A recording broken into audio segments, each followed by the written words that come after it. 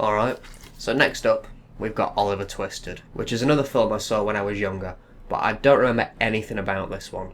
Also, that name is terrible. Let's see if it's any good. Oliver Twisted is a horror film directed by Dean Gates in the year 2000. Gates was originally a special effects and makeup artist, working on such films as Day of the Dead and the Super Mario Bros. Movie.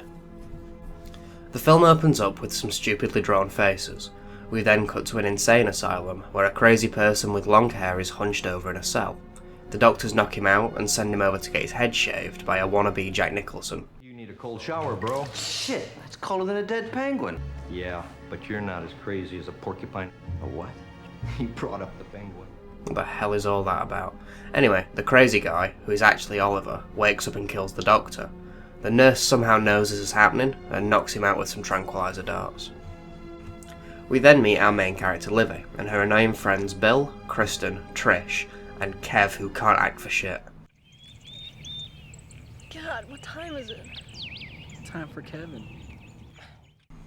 We then meet Mrs. Happ, Livy's mother, who's played by Karen Black from Rob Zombie's House of a Thousand Corpses. Mrs. Happ gets a call about Oliver, and she acts really weird.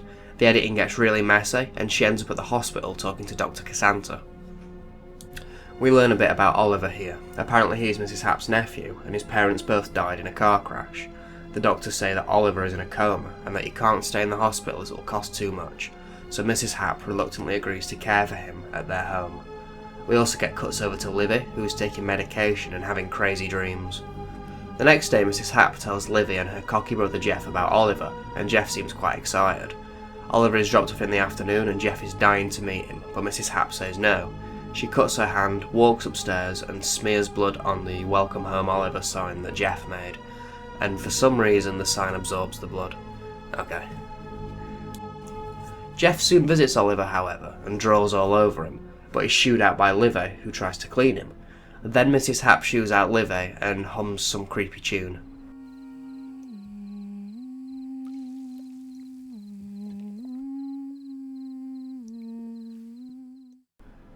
So it turns out that Mrs. Happ is going away for a week, leaving Livy and Jeff alone to take care of Oliver.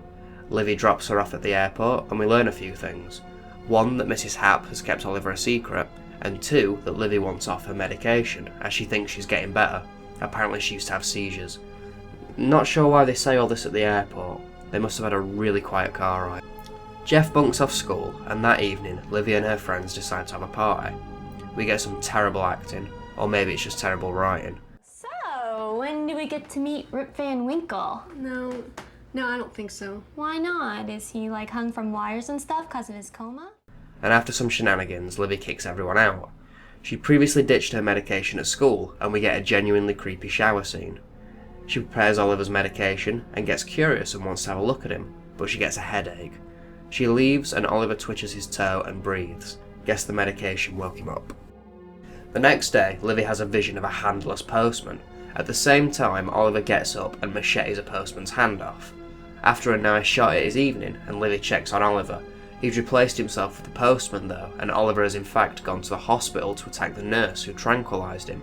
He sneaks up on her and crushes her hand in a mincer, killing her. After a worrying call from Livy, Dr. Cassandra goes to see another doctor about Oliver, and she says that it's a birth defect and that his parents didn't die and he should talk to Oliver's mother about it. Livy has another vision of knives and a bloody pillow, and that night she dreams Oliver is up and he squeezes his head plate, causing blood to drip in her mouth. The next day Livy's friends appear again for another party. Oliver is up and sneaks around and watches them. It's Livy's birthday and they get her a cake. Then they insist on seeing Oliver. They go upstairs and Bill is in the bed. It turns out Bill and Jeff moved Oliver into another room. What a bunch of dicks. Can't wait for him to start dying. But oh no, they're out of beer. So Trish and Livy have to go pick some up with the stowaway Jeff in the back, while Christina, Bill and Kev stay at home with Oliver. Oliver kills Bill in the garage, and Livy has a vision of the whole thing in the car park. Mrs. Happ rings up the house and Kev answers. She gets worried and says that she's coming home that night. Christina goes looking for Bill, and Oliver kills her by slitting her throat. Livy gets a headache and starts freaking out, so they drive home, leaving Jeff at the shop. When they get back, Trish says to Kev that Livy is freaking out, so they go and have sex upstairs. These are terrible friends. But it's okay though, because Oliver's here, and he kills them both. Livy pulls herself together and goes looking for people, but she finds corpses. Bit of an artsy shot there. We hear Mrs. Happ's humming, and Oliver appears. We find out that Livy and Oliver were conjoined twins, and Oliver starts to chase Livy. The doctor arrives outside and sees Livy trying to escape, but Oliver kills him. Livy tries to escape in a car, but fails. Jeff arrives home in a police car, and Mrs. Happ shows up as well, but the policeman spots a corpse on the floor, so sends for backup. Livy attacks Oliver, they fight in the water, he acts creepy, and he disappears. The police come, and it looks like Livy was the crazy killer all along. Some time passes and Livy's gone mad and is in the insane asylum, but Oliver is still about, and the film ends. So, what did I reckon? I thought it was fun. I enjoyed the idea, even if I did guess the twist quite early on. The characters are that sort of annoying where it's kind of a joy to see them die. The gore effects are okay. I expected more from someone who's a special effects and makeup artist, but they were okay. We get quite a bit of appalling acting, mainly from Kev. Here are a few more examples. Listen guys, it's kind of late. Not really. In Japan it's late. No, it's early in Japan. I'm... Your mother's out of town, right? You're slime. I can be real slippery. Kevin, Trish is my friend. Oh, forget Trish. Think Livy. Blow it out your ass, grunge breath. I scared the crap out of you. Yeah, you can dismount now, you homo. Ah! A little 2-on-1, huh? Oh, yeah! Yeah! Don't be a tease. Checkmate. To my imposing victory, Mega. The film does drag a little. With nearly 1 hour and 45 minutes, it gets a little old and is currently the longest Dead of Night film I've seen. Doesn't drag as much as last week's film though. The film did start a little garbled and the editing was very confusing, but it sorted itself out in the middle. I wasn't too big on the ending though, a little too abrupt.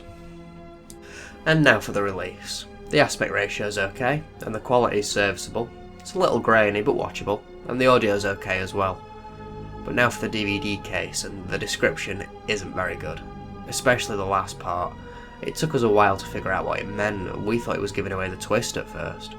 We also have a stray apostrophe, and there's also a spelling error here.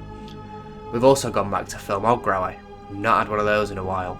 I think they need to rehire the proofreader. The runtime's spot on though this time, they're getting better at those. And special features time. We don't get much. Filmographies, stills, and a trailer. The trailer is quite fun though. The voiceover makes it sound like a cop drama. The Happ house is not so different from any other. Mary Happ has bills to pay, children in school, and a job which keeps her away. And it keeps using this light wipe. Very cheesy. Overall then, I'd say that this was okay. It kept me entertained even if it was a little too long for its own good. If you're looking for a silly slasher film, you might find some enjoyment from this. I'd give this a recommendation.